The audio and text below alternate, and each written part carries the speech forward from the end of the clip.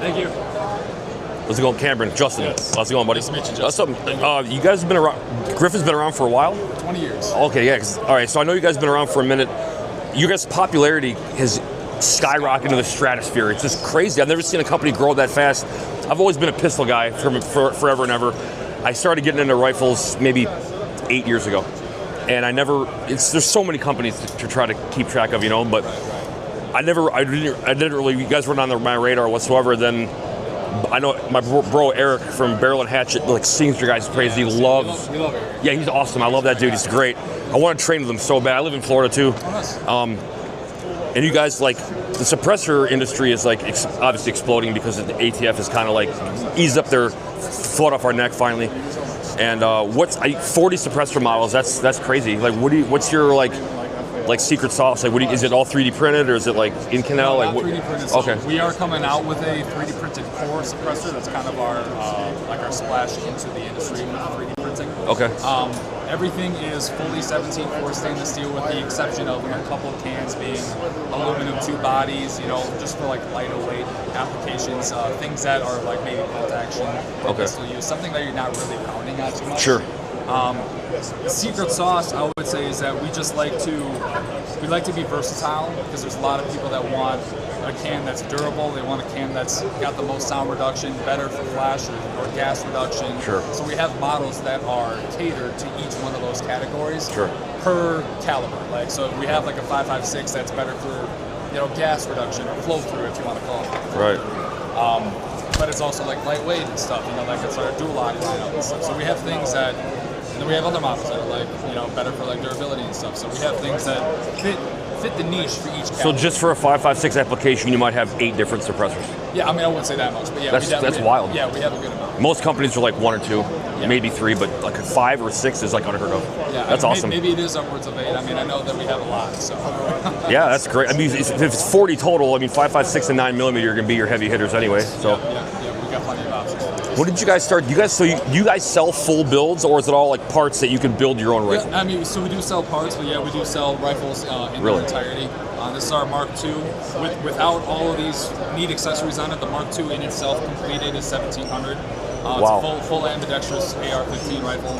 I think it's a very top tier performing rifle. Yeah, that's a good price too. Furniture is great. I personally love the grip, and there's a lot of features there that obviously are interchangeable, and you can build it however you want. But the completed rifle in its entirety, I think, is totally worth the margin, totally worth the price. Yeah, for sure. So, I mean, that's as much as a Q. I think it's like the same price. I don't know. Q's maybe even more. They might be more. Yeah, they might be more. I mean, okay. So, or your suppressors, would you say it's better to use your hub or direct thread onto the barrel, or does it matter? I would say, yeah.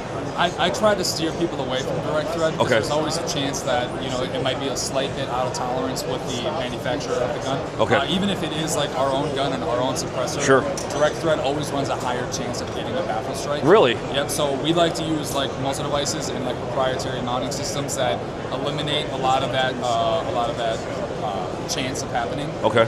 So like dual lock and everything will work with dual lock. Taper mount will work with taper mount, and so on. So. Do you guys have? I run a lot of chemo on mine. Do you guys have chemo adapters, or is it proprietary to your? I'm not sure if we. So we do have adapters for other companies. Okay. I'm off the top of my head, I'm not sure if we do chemo, but I know that we run like, I think it's like Silencer Co. like Charlie mounts and stuff. Yeah. To like dual lock mounts. Like we have like adapters that go from other companies' suppressors to our mounting systems. Okay. And sort of vice versa, because we have utility capable suppressors, and if you wanted to get like our suppressor but you wanted to use Dead Air's like chemo mounting system, well then you would just interface our adapter into the suppressor, and then you could lock it in. Oh, that's cool. That's cool. When you buy a Griffin Arm rifle, what kind of flash hider is on it? Like a birdcage, an OG one, or do you guys have your own that you put on there? I think you can choose. Oh, really? And I could be wrong about that. I'm not exactly sure what it comes with, but I think there is a choice between like a flash hider or a compensator of some sort when it comes to the muzzle device. That's cool. But I know when you buy a suppressor, we always send out a compatible muzzle device. Oh, really? Yeah, you don't need to buy. No shit. Yeah, wow, that's pretty cool. I love shooting suppressed. It's just the new way to go. Like, why ruin your hearing if you don't have to? So, I was a huge Huxworks fanboy. Like, I have 3 of their suppressors. Sure. I like the flow through thing because cancer's not fun. So I don't want to be breathing in that shit. Yeah. Now, unfortunately, their customer service sucks. I mean, I was at their booth last year, like just like rude and like non-engaging conversation. I'm like, well, I'm spending money with you, like maybe treat me like a customer, whatever. Yeah. But like, I'm a big fan of KGM, and I've always thought you guys were cool.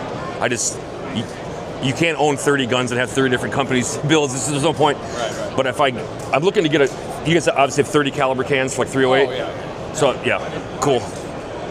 And again, you said there's multiple choices for that, like short, long. Yeah, we got short, lightweight options. Nice. Yeah, we got things that are better for bolt action. We got things that you can piss pound, like super durable cans. It just depends on what you're looking for. Awesome. And that's why there's people like, they come over here and they're like, what's your best suppressor? I'm like, okay, you have to narrow it down for me, buddy. It's like, what's your favorite kid? We have a lot, yeah, exactly. Yeah. We have a lot of best suppressors. For sure. It just depends on what you're looking for. That's fantastic.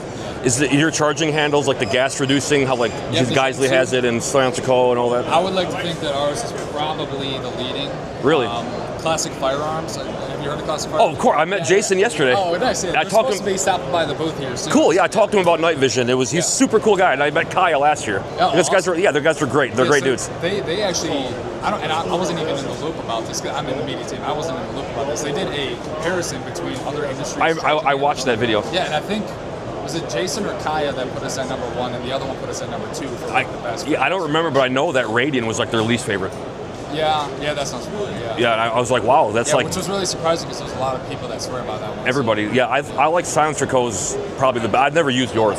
Yeah. The Silencer Co's works really, really well too. Yeah. I think it was Jason that put his Geisley above us. Okay. I think it was the Geisley above us, and then he put us at number 2. And Yeah. Kaya was like, no, it's a no-brainer for me that the Griffin's the number 1. Yeah, you guys are like, whatever you guys are doing, keep it up because you guys are just like I couldn't believe how I'm just every website's like, oh, go with Griffin, and then You know what it is? all these bust your builds, like submit your rifles and rate my gun. It's like a lot of Griffin stuff. I'm like, this company must be good. Yeah. Everybody's talking about it. Really, what it is that so the company is owned by two brothers, and the first 15 years of the company, their primary focus on the company was making sure that each product individually stood up to the test. That's awesome. They put all of their money, everything, back directly into the company, back into developing the way the to do best it. product possible. It's the way to do it. And then within the last 5 years, as the company grew naturally, with just having like word of mouth, people talking about, hey, I think this company has a good product. Sure. We invested some of that money into marketing, and now we're working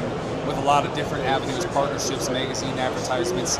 Our YouTube channel has blown up. All of our Instagram followings are getting we're really starting to gain some traction now in terms of like more popularity. That's great, man. Okay, man, I appreciate your time, brother. Awesome, man. Appreciate it. I'll end up buying some of your stuff for sure. Like you guys got cantilever mounts, everything. You guys got everything. Fantastic. All right, I appreciate you, man. Thank you. Have a good show.